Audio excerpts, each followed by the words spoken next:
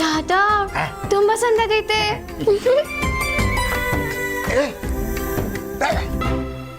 ಅವ್ರಗ ರೀ ತಕೊಳ್ಳಿ.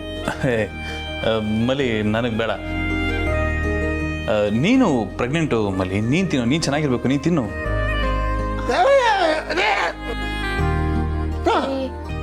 ತಾತ ಅಷ್ಟೊಂದು ಪ್ರೀತಿಯಿಂದ ಕೊಟ್ಟವ್ರೆ, ಬ್ಯಾಡ ಅನ್ಬ್ಯಾಡ್ರಿ. ತಕೊಳ್ಳಿ, ತಿನ್ನಿ, ಏನು ಆಗಲ್ಲ, ಜೀವಕ್ಕೇನು ಅಪಾಯ ಆಗಕ್ಕಿಲ್ಲ, ನಾನ್ ಗ್ಯಾರಂಟಿ. ತಕೊಳ್ಳಿ. ಲೇ ಮಲ್ಲಿ, ನೀನು ಕಟ್ಕೊಂಡಾಗ್ಲೇ ಜೀವನಕ್ಕೆ ಆಪತ್ತು ಸ್ಟಾರ್ಟ್ ಆಯ್ತು ಕಣೆ. ಈ ರವೆ ಉಂಡೆ ಯಾವ ಲೆಕ್ಕ? ಏನು ಕರ್ಮ ಗುರು ಇದು, ಈಗಲೇ ಇಷ್ಟು ಟಾರ್ಚರ್. ಇನ್ನು ಅಲ್ಲಿಗೆ ಹೋದ್ಮೇಲೆ ಇವ್ರ ಕೈಲಿ ಸಿಗಾಕೊಂಡ್ರೆ ಅಷ್ಟೇ ನನ್ನ ಕತೆ, ಮುಗಿಸ್ಬಿಡ್ತಾರೆ. ಹೆಂಗೈತೆ? ಹೇಯ್ ಸೂಪರ್ ಸೂಪರ್ ಮಲ್ಲಿ, ನಾನು ಇದನ್ನ ತಿಂದಿಲ್ಲ ಅಂದಿದ್ರೆ ತುಂಬಾ ಮಿಸ್ ಮಾಡ್ಕೊಂಡ್ಬಿಡ್ತಾ ಇದ್ದೆ. ಸಖತ್ತಾಗಿದೆ ಟೇಸ್ಟು. ಅದಕ್ಕೆ ಹೇಳೋದು ಹೆಂಡತಿ ಮಾತನ್ನ ಕೇಳ್ಬೇಕು ಅಂತ. ಹೆಂಡತಿ ಯಾವಾಗ್ಲೂ ಗಂಡನ್ ಒಳ್ಳೇದಕ್ಕೆ ರೀ ಹೇಳೋದು, ಅಲ್ವಾ ತಾತ? ನೋಡಿ ತಾತ ನೀವು ಅಂತವ್ರೆ. ಅಂತಾನೆ, ಇನ್ನೇನ್ ಮಾಡ್ತಾನೆ ಬ್ಲಡಿ ಬುಡ್ಡ.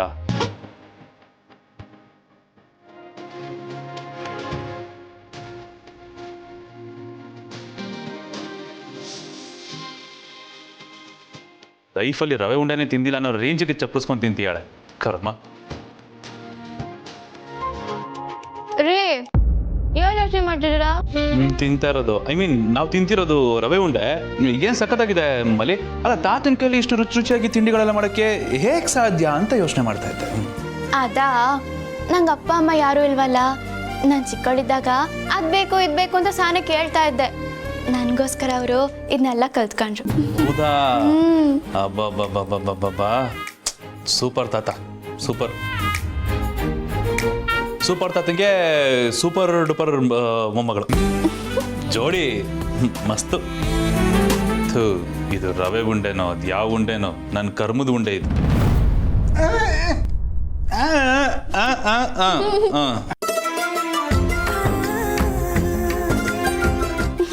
ಸಾನೆ ಸಂದಾಗೈತೆ ತಾತ.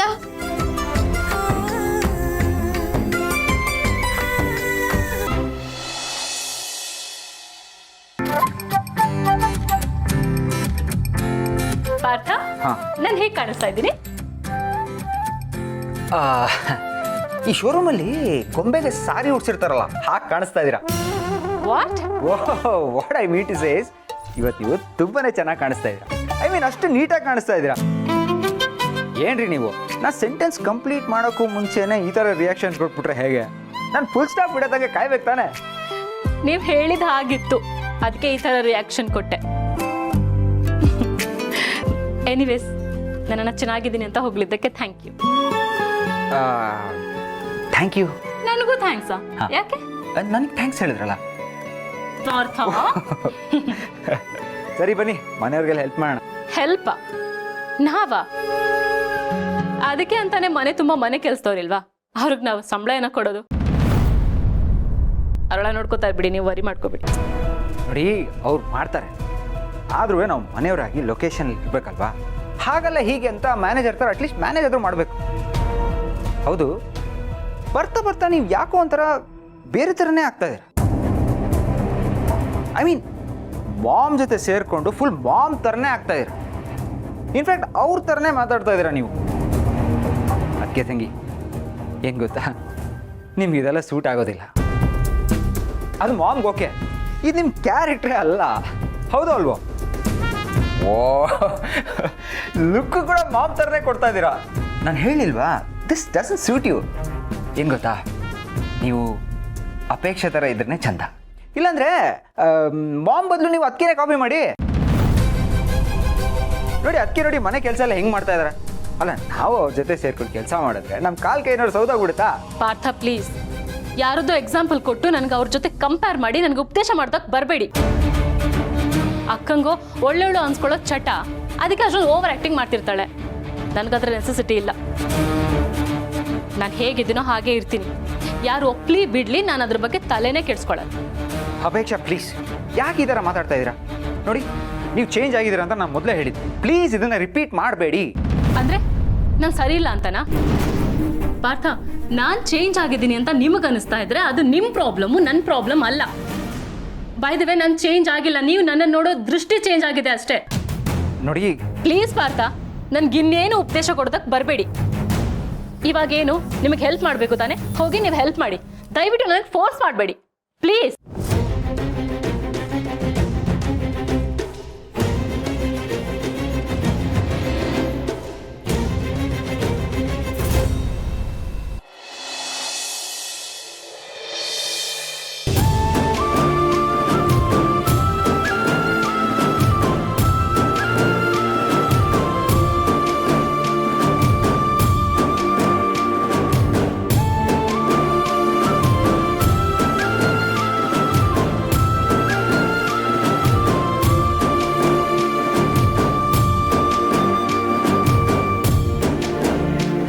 ಬೇಗ ತಗೋಬನ್ನಿ.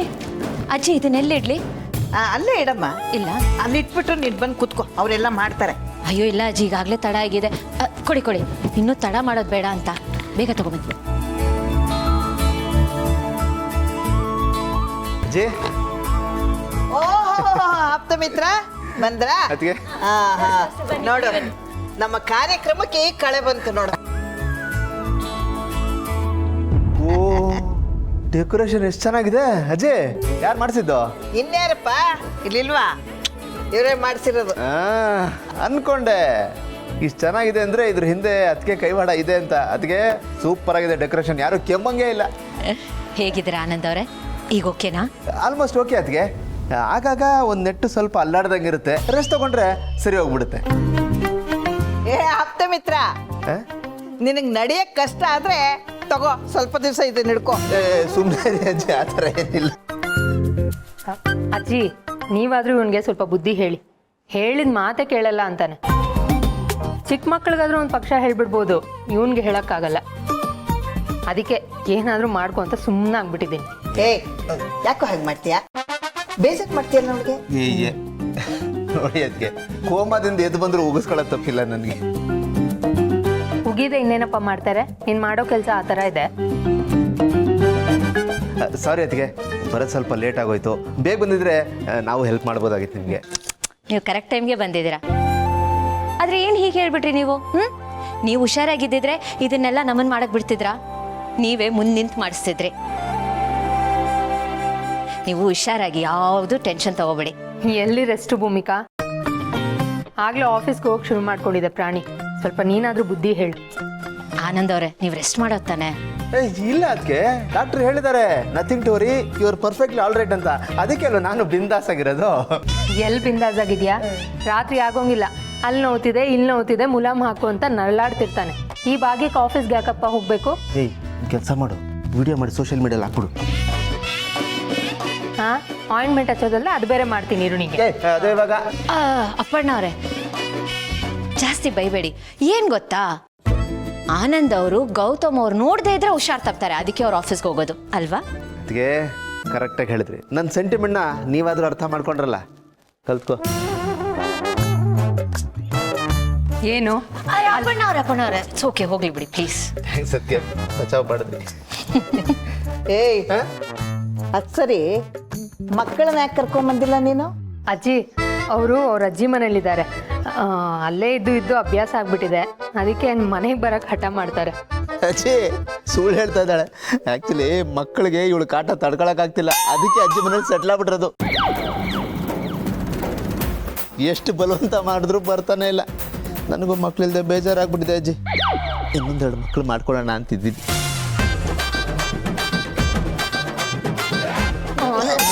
ಇದೆಯಲ್ಲ, ಗೌತಮ್ ಕರೀತಾ ಇದ್ದಾನೆ. ಎಸ್ಕೇಪ್ ಆಗೋದ್ರಲ್ಲಿ ಫಸ್ಟು. ಅಜ್ಜಿ, ಗೌತಮ್ನ ಮಾತಾಡ್ಸ್ಕೊಂಬರ್ತೀನಿ. ಆಯ್ತು. ಇವ್ರ ಜೋಡಿ ಎಷ್ಟು ಮುದ್ದಾಗಿದೆ ಅಲ್ವಾ ಅಜ್ಜಿ? ನೋಡಿದ್ರೇನೆ ಖುಷಿ ಆಗುತ್ತೆ.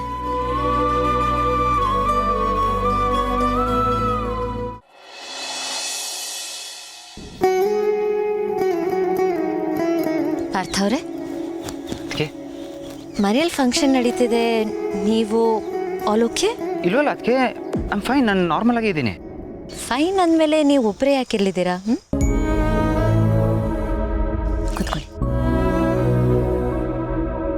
ಈಗ ಹೇಳಿ, ಏನು ಪ್ರಾಬ್ಲಮ್? ಅದಕ್ಕೆ ಅದು ನನ್ನ ಹತ್ರ ಹೇಳ್ಕೊಳಕ್ಕೆ ಸಂಕೋಚ ಪಟ್ಕೋಬೇಡಿ. ಏನಂತ ಹೇಳಿ? ಅದಕ್ಕೆ ಯಾಕೋ ಗೊತ್ತಿಲ್ಲ, ಅಪೇಕ್ಷೆ ಅವ್ರು ತುಂಬಾ ಬದಲಾಗಿದ್ದಾರೆ ಅಂತ ನಂಗೆ ಅನ್ನಿಸ್ತಾ ಇದೆ.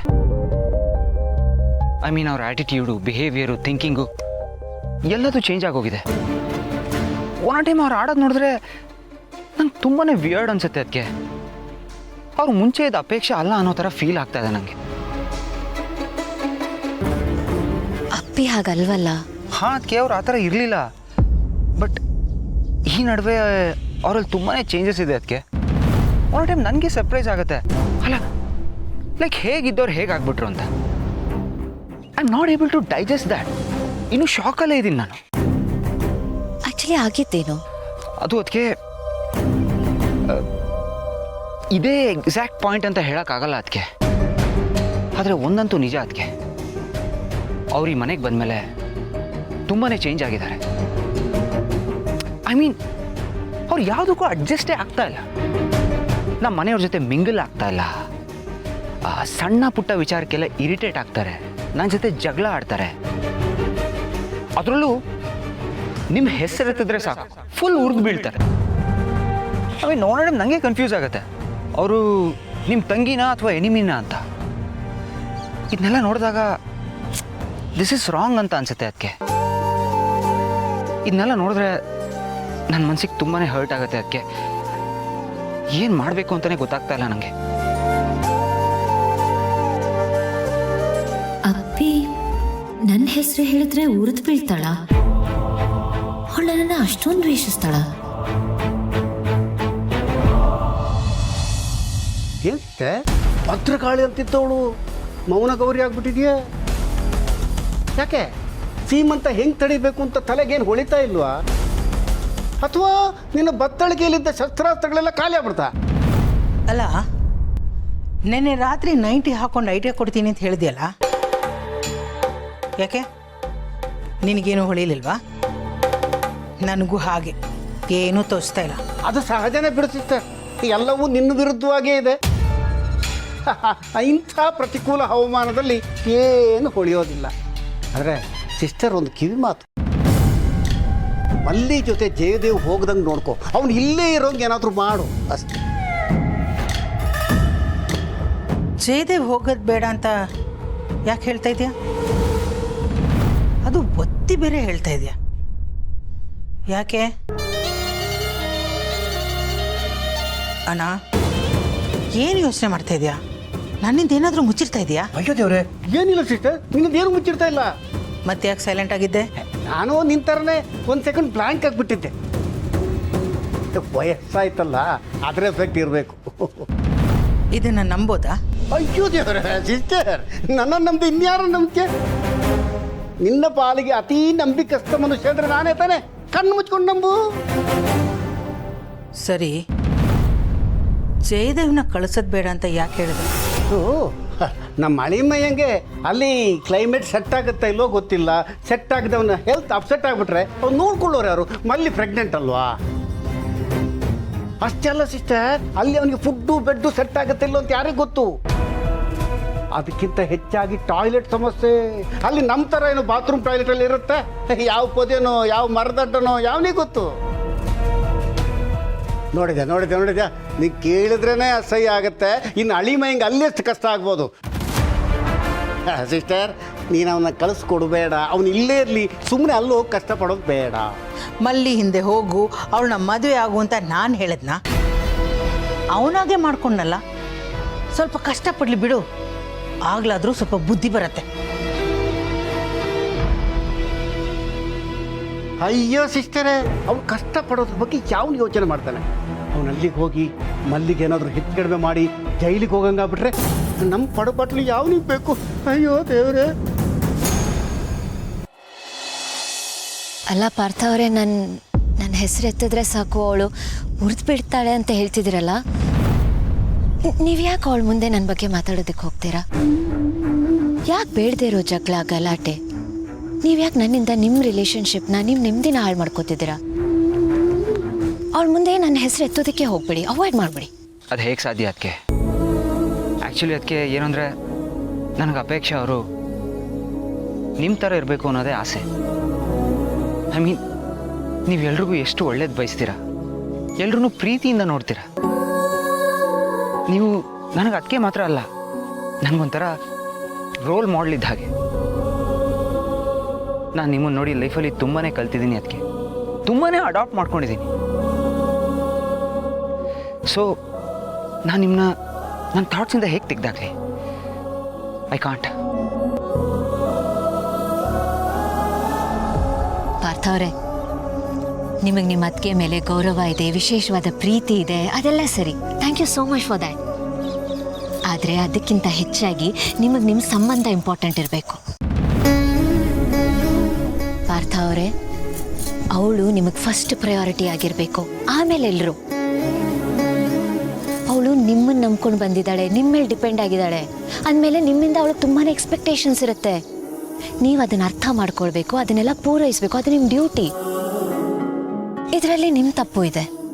ನೀವು ಅವಳ ಸೆಂಟಿಮೆಂಟ್ಸ್ನ ಅರ್ಥ ಮಾಡ್ಕೊಳ್ಳೋದ್ರಲ್ಲಿ ಎಲ್ಲೋ ಎಡವಿದ್ದೀರಾ ಅಂತ ಅನಿಸುತ್ತೆ. ಐ ಆಮ್ ಸಾರಿ ಅದಕ್ಕೆ. ಪ್ಲೀಸ್, ನೀವು ನನಗೆ ಸಾರಿ ಹೇಳಿಬಿಡಿ. ಈ ಥರದ್ದೆಲ್ಲ ಆಗುತ್ತೆ. ಇನ್ಫ್ಯಾಕ್ಟ್ ನಿಮ್ಮ ಅಣ್ಣ ಮತ್ತು ನಾನು ಮದುವೆ ಆದ ಹೊಸದಲ್ಲಿ ನಮ್ಮ ಮಧ್ಯದಲ್ಲೂ ಒಂದಷ್ಟು ಮಿಸ್ಅಂಡರ್ಸ್ಟ್ಯಾಂಡಿಂಗ್ಸ್ ಇತ್ತು, ಆದರೆ ಅದೆಲ್ಲ ಕ್ಲಿಯರ್ ಆಗೋಯ್ತು. ನಿಮ್ಮ ವಿಷಯದಲ್ಲೂ ಹಾಗೇ ಆಗತ್ತೆ. ಯಾವುದು ಇದ್ದಾಗೆ ಇರಲ್ಲ, ಎಲ್ಲ ಸರಿ ಹೋಗುತ್ತೆ. ಏನು ಗೊತ್ತಾ ಪಾರ್ಥ ಅವರೇ, ಯಾವ ಹೆಂಡ್ತಿನೇ ಆಗಿರಲಿ, ಎಷ್ಟೇ ಬ್ರಾಡ್ ಮೈಂಡೆಡ್ ಆಗಿರಲಿ, ಅವಳ ಗಂಡ ಅವಳನ್ನು ಹೊಗಳ್ಬೇಕು, ಅವಳನ್ನು ಮಾತ್ರ ಹೊಗಳ್ಬೇಕು ಅಂತ ಭಾವಿಸ್ತಾಳೆ. ಬೇರೆ ಯಾರನ್ನಾದ್ರೂ ಹೊಗಳಿದ್ರೆ ಅವಳು ಅದನ್ನು ತಡ್ಕೊಳ್ಳಲ್ಲ. ಹೆಂಡತಿಯರ ಮೆಂಟಾಲಿಟಿ ಇರೋದೇ ಹಾಗೆ. ನೀವು ಅದನ್ನ ಅರ್ಥ ಮಾಡ್ಕೊಂಡು ನಡ್ಕೊಳ್ಳಿ, ಎಲ್ಲ ಸರಿ ಹೋಗುತ್ತೆ. ಹಾಂ ಅದಕ್ಕೆ. ಪಾರ್ಥ ಅವರೇ, ಹಾಗೆ ಇನ್ನೊಂದು ಮಾತು. ನೀವೀಗ ಇದನ್ನೆಲ್ಲ ನನ್ನ ಹತ್ರ ಹೇಳ್ಕೊಂಡ್ರಿ, ನನಗೆ ತೋಚಿದ್ದನ್ನ ನಾನು ನಿಮ್ಗೆ ಹೇಳಿದೆ. ಆದರೆ ಇನ್ನು ಮುಂದೆ ಯಾವುದೇ ವಿಷಯ ಆಗಿರಲಿ, ಅದು ನನ್ನ ಮುಂದೆ ಅಥವಾ ಇನ್ಯಾರ ಮುಂದೆನೂ ತರಬೇಡಿ, ಅದು ಸರಿಯಲ್ಲ. ಈ ಮಾತು ಯಾಕೆ ಹೇಳ್ತಿದ್ದೀನಿ ಅಂದರೆ, ಎಲ್ಲರೂ ಇದನ್ನು ನನ್ನ ಥರ ನೋಡಲ್ಲ, ಬೇರೆ ಥರನೇ ಆಗೋಗುತ್ತೆ. ನಿಮ್ಮ ಬಗ್ಗೆ ಬೇರೆ ಥರನೇ ಅನ್ಕೋತಾರೆ. ಮೇಯ್ನಾಗಿ ನೀವು ಗಂಡ ಹೆಂಡತಿ ಇಬ್ಬರು ಮೂರನೇವ್ರ ಕಣ್ಣಲ್ಲಿ ಸಣ್ಣವ್ರಾಗ್ಬಿಡ್ತೀರಾ. ಓ, ಇದಾ ವಿಷಯ, ಹೀಗೆಲ್ಲ ನಡೀತಾ ಅಂತ ಊರಿಗೆಲ್ಲ ಹೇಳ್ಕೊಂಡು ಬರ್ತಾರೆ. ಹೀಗಾಗಿನೇ ಎಷ್ಟೋ ಸಂಬಂಧಗಳು ಹಾಳಾಗಿರೋದು, ಸಂಸಾರಗಳು ಬೀದಿಗೆ ಬಂದಿರೋದು. ಗಾಸಿಪ್ ಅನ್ನೋದು ಆ ಮಟ್ಟಕ್ಕೆ ಕೆಲಸ ಮಾಡುತ್ತೆ. ಪ್ಲೀಸ್, ನೀವು ಅದಕ್ಕೆ ಅವಕಾಶ ಮಾಡ್ಕೊಳ್ಬೇಡಿ. ಸರಿ ಅದಕ್ಕೆ, ಬಟ್ ನಿಮ್ಮ ಹತ್ರನೂ ಹೇಳ್ಕೊಳ್ಳೋ ಆಗಿಲ್ವಾ? ಬೇಡ, ಯಾಕೆ ಹೇಳ್ಕೋಬೇಕು? ಅಲ್ಲ, ನಮ್ಮ ಸಮಸ್ಯೆನ ಸಾಲ್ವ್ ಮಾಡೋ ಶಕ್ತಿ ಇನ್ನೊಬ್ರಿಗಿದೆ ಅಂದಮೇಲೆ ಆ ಶಕ್ತಿ ನಮಗಿರಲ್ವಾ? ಖಂಡಿತ ಇರುತ್ತೆ. ನಮ್ಮ ಸಮಸ್ಯೆನ ಸಾಲ್ವ್ ಮಾಡ್ಕೊಳ್ಳೋ ಮೆಚುರಿಟಿ ನಾವು ಬೆಳೆಸ್ಕೊಳ್ಬೇಕು ಅಷ್ಟೆ. ಆಮೇಲೆ ಇನ್ನೊಬ್ರ ಹತ್ರ ದುಃಖ ತೋಡ್ಕೊಳ್ಳೋ ಪ್ರಸಂಗನೇ ಬರಲ್ಲ. ರಾಜಿ ಪಂಚಾಯಿತಿಗೆ ಇನ್ನೊಬ್ರು ಬೇಕಾಗಲ್ಲ. ಅದಕ್ಕೆ ಹೇಳ್ತಿದ್ದೀನಿ, ನೀವೇ ಮಾತಾಡ್ಕೊಳ್ಳಿ.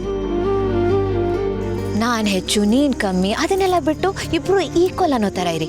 ಆಗ ಎಲ್ಲ ಸರಿ ಹೋಗುತ್ತೆ, ಎಲ್ಲ ಟ್ರ್ಯಾಕಿಗೆ ಬರುತ್ತೆ. ನಾನು ಹೇಳ್ದಾಗಿರ್ತೀರಲ್ವಾ?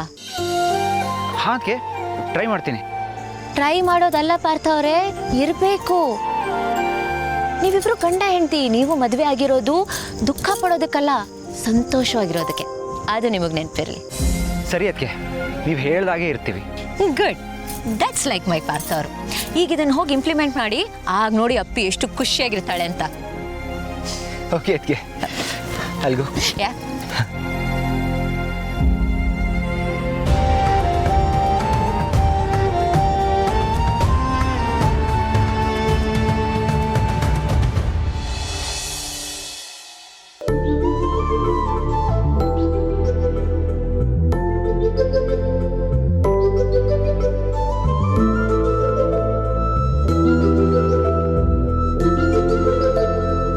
ಅಪೇಕ್ಷಾ, ಏನೇ ಹೇಳಿ, ನೀವು ಕೋಪ ಮಾಡಿಕೊಂಡ್ರೆ ತುಂಬಾ ಸುಂದರವಾಗಿ ಕಾಣಿಸ್ತೀರಾ. ತುಂಬಾ ಕ್ಯೂಟಾಗಿ ಕಾಣಿಸ್ತಿದ್ದೀರಾ ಗೊತ್ತಾ. ಈ ನಿಮ್ಮ ಕೋಪ ಇದೆಯಲ್ಲ, ಅದು ನಿಮ್ಗೊಂಥರ ನ್ಯಾಚುರಲ್ ಮೇಕಪ್ ಇದ್ದ ಹಾಗೆ. Let me take a shot. Partha, ಏನ್ ಮಾಡ್ತಿದ್ದೀರಾ ನೀವು? ಕೋಪ ಮಾಡ್ಕೊಂಡು ಕೂತಿದ್ದೀನಿ, ನೀವು ಅದನ್ನ ತಮಾಷೆ ಮಾಡ್ಕೊಂಡು ಮಜಾ ಮಾಡ್ತಿದ್ದೀರಲ್ವಾ? ರೀ, ನಾನು ತಮಾಷೆ ಮಾಡ್ತಾ ಇಲ್ಲ, ಐ ಸ್ವೇರ್. ನೀವಿವತ್ತು ತುಂಬಾ ಸುಂದರವಾಗಿ ಕಾಣಿಸ್ತಾ ಇದ್ದೀರಾ. Like really beautiful. ಅಂದ ಹಾಗೆ ನೀವು ಹೇಳಿದ್ದು ನಿಜಾನೇ. ನಾನು ನಿಮ್ಮನ್ನು ನೋಡ್ತಾ ಇರೋದು ಬೇರೆ ಥರನೇ. ನೀವು ಹೇಳಿದಾಗೆ ಚೇಂಜ್ ಆಗಿರೋದು ನೀವಲ್ಲ, ನಾನೇ. ಆ ತಪ್ಪಿನ ಅರಿವು ಈಗ ನನಗಾಗಿದೆ. ಅದಕ್ಕೆ ನಾನೀಗ ನಿಮ್ಮನ್ನ ಮೊದಲಿನ ಲವರ್ ಥರ ನೋಡ್ತಾ ಇದ್ದೀನಿ. ನೋಡ್ತಾ ನೋಡ್ತಾ ಹಾಗೆ ಕಳೆದೋಗ್ತಾ ಇದ್ದೀನಿ.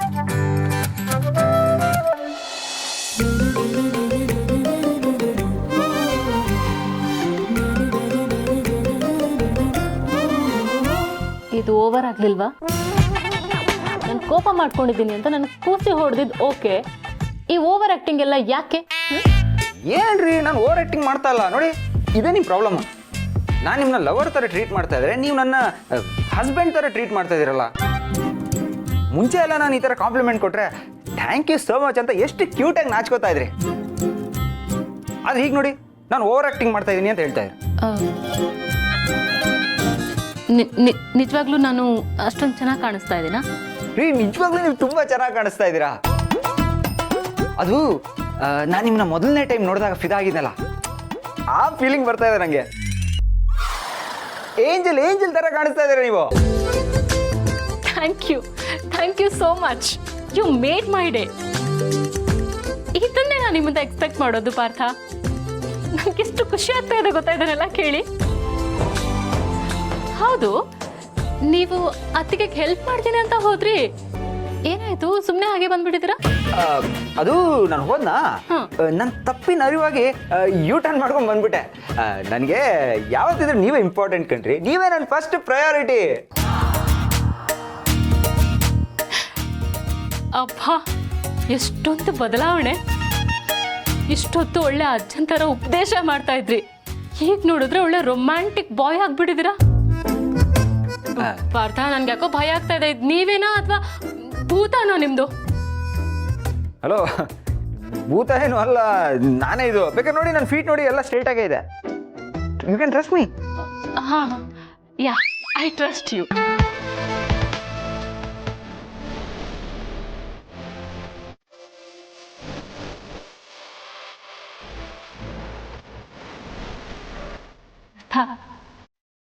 I love you, Parth. I love you too.